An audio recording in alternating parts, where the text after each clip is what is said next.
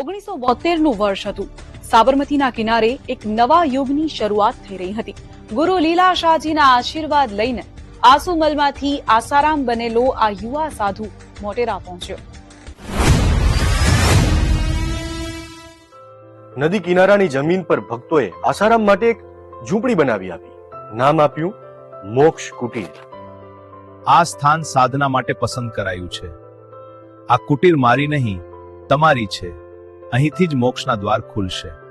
બાપુ, આ કુટીર ભલે નાની હોય, પણ તમે જોજો, એમાંથી જ્ઞાનની એવી નદી નીકળશે કે દરિયાની જેમ આખી દુનિયામાં ફેલાઈ જશે. જ્યાં રામનું નામ હોય ત્યાં જ મોક્ષનું દ્વાર હોય. જય રામજી કી, નારાયણ હરિ. શરૂઆત ઘણી હળવી અને સામાન્ય હતી.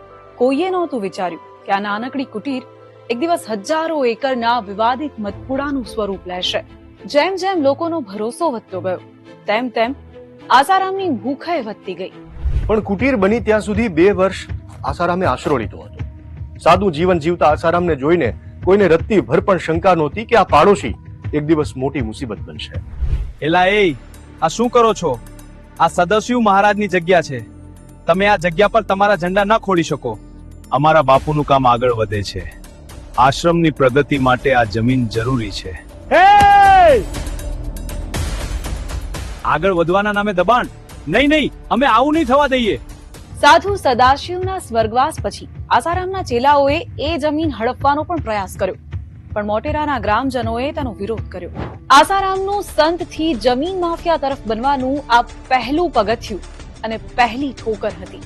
પણ ગ્રામજનોનો વિરોધ સત્તાના જોર સામે દબાઈ ગયો. જે ગ્રામજનોએ જમીન બચાવવાનો પ્રયાસ કર્યો, ઉલટા એની જ સામે મારપીટ અને ચોરીના કેસ થયા. સાબરમતીના ખડખડ વહેતા પાણીની નજર સામે જ મોક્ષ કુટીર 400 આશ્રમનું સામ્રાજ્ય હતું.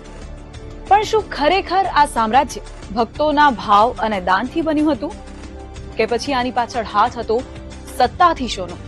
આવતા એપિસોડમાં જાણીશું વાત આસારામ બાપુ